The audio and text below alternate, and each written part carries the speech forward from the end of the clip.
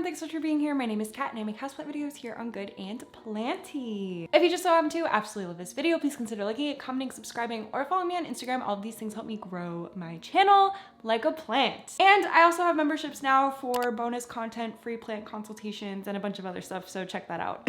Hello and welcome to Spooky Week, literally my favorite week of the year. We are doing Halloween videos this week and I am so excited. In today's video, I want to break down some of the grossest parts of owning houseplants that honestly I wish I knew about before I ever got into the hobby. I don't think it would have necessarily stopped me, but these are things to consider when you're bringing in a lot of houseplants into your home. I also want to give a huge shout out to my little earrings because my mom got them for me like as a surprise, and she specifically got them because she wanted me to wear them in my Spooky Week videos. So she is literally so adorable. She's in Russia right now, so this is my little piece of her. And also, oh my god, one last shout out and then we're jumping into it. Halloween merch, Bad and Plenty Halloween merch. We're kind of getting to the end of the run. They are no longer gonna be available. On October 31st is the last day to order them, but I am doing a little discount special for you guys. So if you use code PARTYTIME, but time is spelt like the herb, you will get free shipping starting from when this video launches. Go ahead and enjoy that. That will be available until October 31st as well. Pick up your Bad and Planty merch, look cute. The back is adorable. It's a Little Shop of Horrors inspired, you know, whatever, you get it. Now, let's talk about disgusting things. Ooh. The first thing that came to mind when I was making this video, please let me know if you guys agree, is out of all of the pests, they're all disgusting, don't get me wrong. Like, it was hard to not make this whole video just about how disgusting houseplant pests are, but there is something overlooked, I think, at how disgusting baby fungus gnats are. They truly freak me out because also there's a lot of them. Like once you have a fungus gnat infestation, which unfortunately I am dealing with right now, I haven't taken care of it. I knew it was coming, I knew it was happening, and I didn't do anything about it. So now I just live with the fungus gnats. I had someone message me once and they were like, I have like little tiny worms in my soil. And I was like, okay, like can you show me a picture? And they were fungus gnat babies. The larva stage just looks like tiny little maggots crawling around and squirming in the soil. And then on top of that, I have come to realize that a lot of the fungus gnats love the underside of my pot. I think what's happening is I'm not like emptying out the saucers fast enough, and they really like a moist environment. If I have a little bit of soil left in the saucer and there's like water sitting on top of it, the fungus gnats love it. And whenever I pick up my little plants now, there are usually a bunch of fungus gnats crawling around in the saucer. I feel like at some point when you have enough houseplants, you're kind of numbed to it. I don't drop the pot, I don't freak out or anything like that. But objectively, I can definitely say that it is a little bit gross, and I don't really have much appreciation for fungus gnats, even though I try to respect all living things. Fungus gnats do not fall in that category. They freak me out. They're kind of gross. All of the life stages of fungus gnats are gross. That is absolutely hands down number one on this list today. Fungus gnats, specifically like the larva adolescent phase, is gag worthy. All right, coming up at number 2, I want to talk about mold. There is so much mold. Like I didn't even realize really how much I would have to be thinking about mold when it comes to houseplants, because there is mold that grows on top of soil. I think that's pretty common. I have seen mosquito bits turn moldy on top of my soil. Earthworm castings definitely gets moldy if you sprinkle it up top and you don't mix it into the soil. That will get moldy in a heartbeat. Organic matter tends to get pretty moldy kind of fast, and it's not necessarily harmful to the plant or anything like that. Usually I just mix it in. I'll take like a chopstick or something and I'll just do a little mix up top to kind of, you know, break it up, put it in the soil, and I usually don't have to look at it or worry about it after that. We usually like plants for the aesthetic, and when they get moldy, it takes away from the aesthetic. I also have gotten mushrooms in my pots. Usually that isn't harmful either. It's just kind of a product of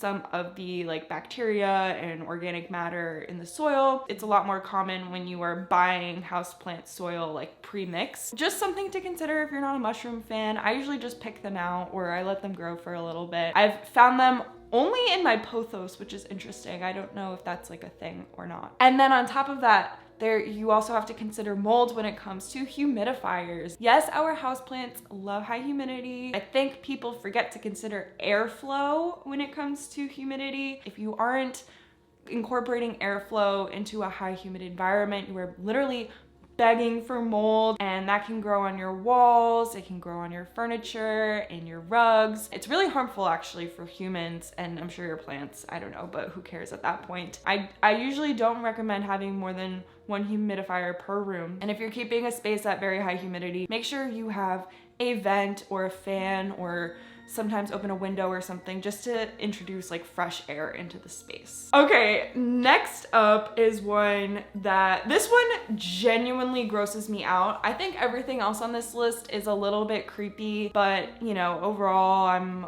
a bit used to it and it's fine. This one genuinely disgusts me. And it was when I realized that house centipedes love my houseplants. And like I'm literally getting like chills thinking about it. What?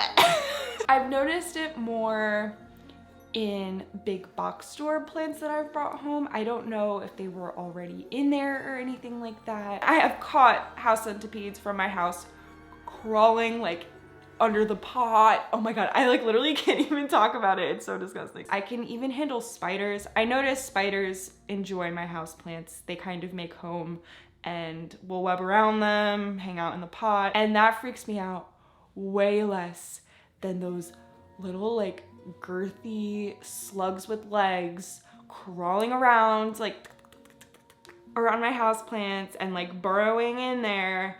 And my biggest nightmare is repotting my plants and having one crawl on my hand. It's disgusting. Next, this one is not super disgusting, but it is a little bit gross, and that is just the fact that soil will get on everything you love, everything you care about, places you don't want soil. I have had soil in my bed, I have soil in my shower, in my sinks, all of the sinks. I don't know. Let me know what the weirdest place you've found soil is, because sometimes I am in awe. It's almost like pet hair, where I'm just like, how did you get over here? There's just soil everywhere. And I think I wasn't really anticipating how messy houseplants would be when I first got into them. I think now it's a little bit obvious and something that is like, duh, of course my house is gonna get super messy when I have living things that require soil and water and fertilizer. Maybe it's obvious to you, but I will give you a warning that as your collection grows, so does the layer of filth on literally everything. My socks always have dirt on them.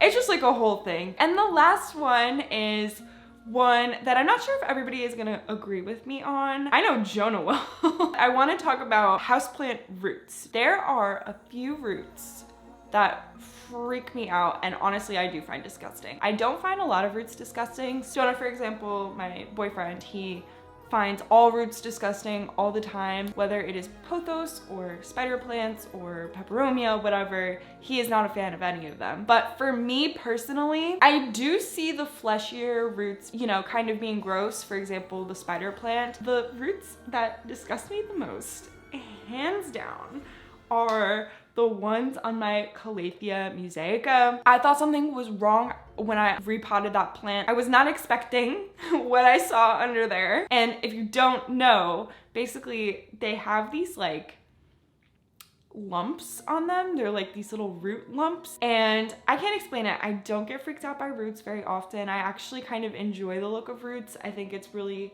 fun to see healthy roots and see how a plant is doing and growing into the pot. But there is something about that extra fleshy root system that I cannot vibe with. Those roots, just be prepared, they're a little funky looking. All right, everyone, and that is it for my grossest things about owning houseplants video. Thank you all so much for watching and joining me on the first episode of Spooky Week. I am so excited to do this. And yeah, make sure you check out the merch, use the discount code, subscribe if you aren't subscribed already and you want to see more planty content from me. On Friday, there will be another spooky video, so get excited. And yeah, I will see you then. Bye! Huge thank you to all of my members. Thank you to O'Neill, Val, Celine, Audrey, Lacey, Heather, _B, Jacqueline, Linda, Michaela, Brooke, and Laura. You are all the best. Thank you all so much for being members, and I will see you in the next video.